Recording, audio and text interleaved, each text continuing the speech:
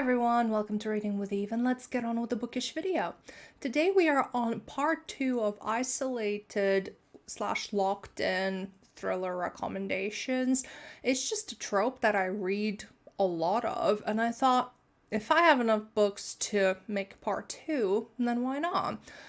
Besides, I believe that was the first recommendations themed video that I have created, and that was already like 7 months ago. So yeah, these are all the books that are in the past 6 months. If you would like more detailed thoughts on each of them, they will be in my wrap-ups from the past few months. But yeah, let's get on with it. So first things first, these are no particular order of my preference or anything. It's just, even if I wasn't like a massive fan of the book for whatever reason, it wasn't my top 5-star favorite, I feel like it fits the theme of isolation for one reason or another. So the first recommendation is 10 by Gretchen McNeil.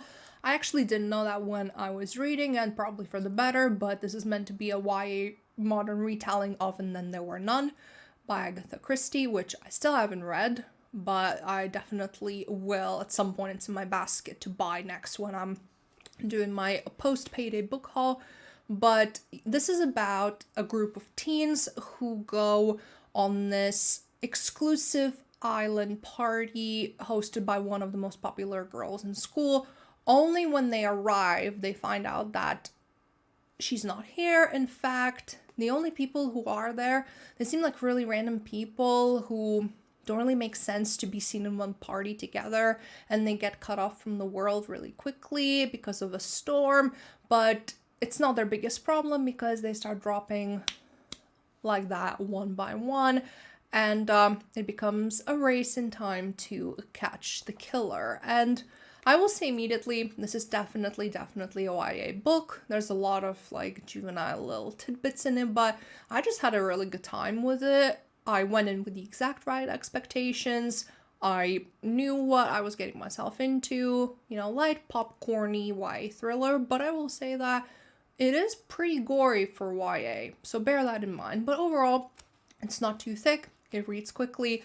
You definitely feel them being trapped somewhere super remote with no way to escape and no way to contact the outside world. And that is the whole point of this list. The isolation is dreading. And then we have The Dark by Emma Houghton, and if you want isolated, I don't think you can get more isolated than Antarctica, because this follows our main character, Kate, who is an A&E doctor, and she accepts this position to replace a doctor for the long winter in Antarctica research facility, where they won't be able to access any kind of anything for like 5 months, and they'll just be trapped in the facility doing their research during this long night, except that they start thinking they might be trapped in with someone who has bad intentions towards the others. So yeah, I really enjoyed this one.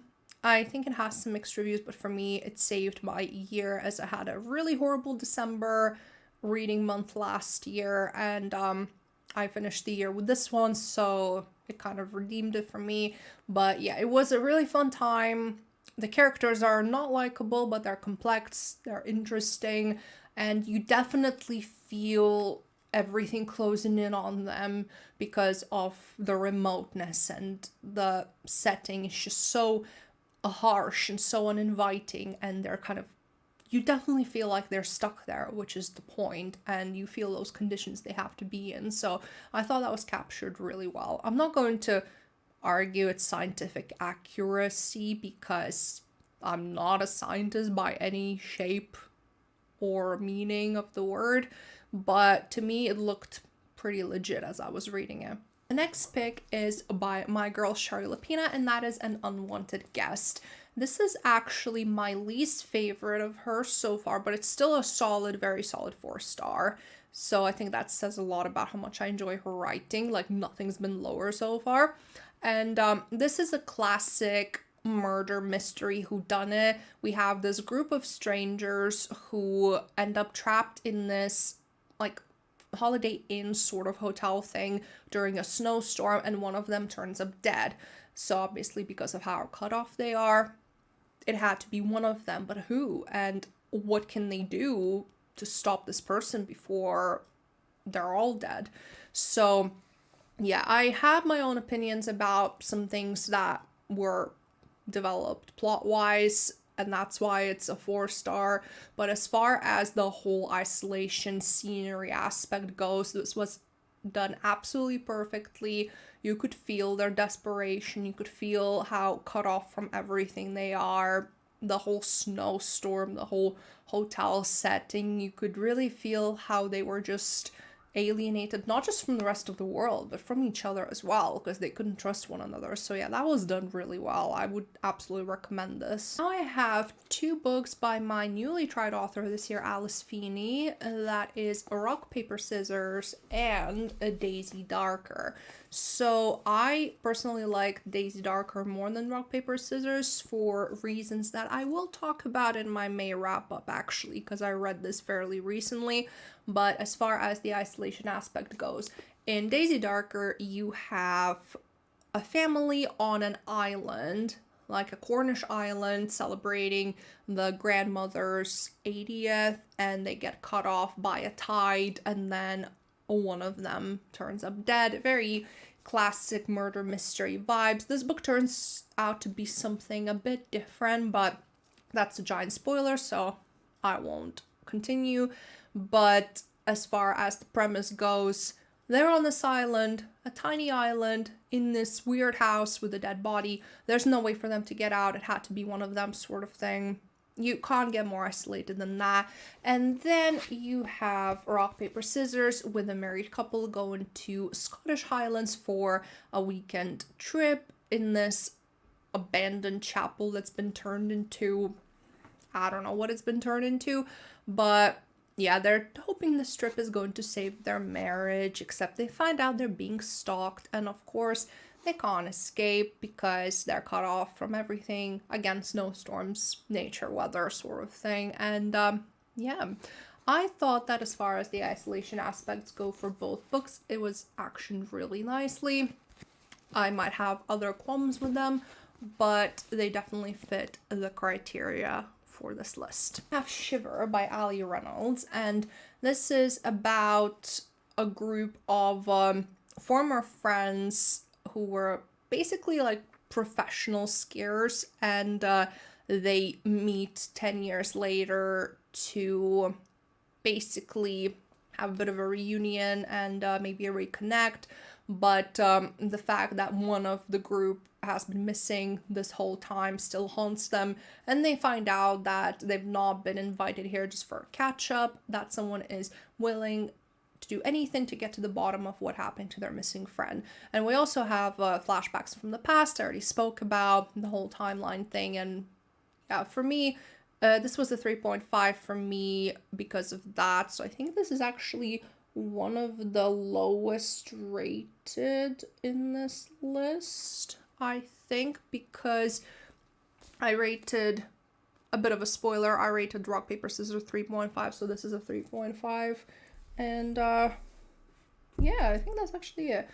Anyway, that's a whole other thing, but basically, as far as the storyline in the present goes, you can definitely feel the group just cut off on this mountain in this cabin, being hunted down by this person who wants justice for what happened to this missing person, because they think that the group had something to do with it, and then they start questioning each other. So that bit was done really well, but going in, expect that a lot of the story is actually not going to be set in the present, and you will feel that break in the tension. So if you need for tension to just be constant and you need the timeline to be just present, this is happening in the present, then this might not be the book for you. But yeah, I still enjoyed it enough to recommend it. Now, there is a book that I actually rated lower than 3.5, and it's a book that I actually did not like, but I put it here purely because I think that as far as the theme of this list goes, it meets that criteria pretty perfectly. and that is Never Will Wake by Marissa Pessel. I'm gonna talk about this in my May wrap-up because I read it this month, but this basically, a group of young adults, they get into this car accident and they think they're fine until they have this person who calls himself the keeper tell them that they're actually on the side of the road close to death, and for whatever reason only one of them can survive and the rest of them will have to move on to wherever they're gonna go.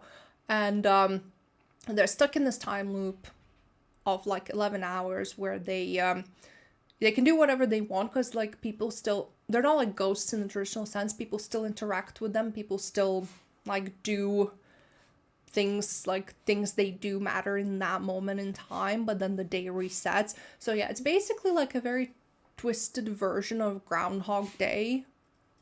And I feel like it takes the whole isolation bit to another level, because they're literally isolated in that passage in time of like, I don't know, under 12 hours, and then they start feeling like nothing they do matters, and they can go wherever they want, but it doesn't change anything, because as soon as that time is up, they're gonna revert back to where they started.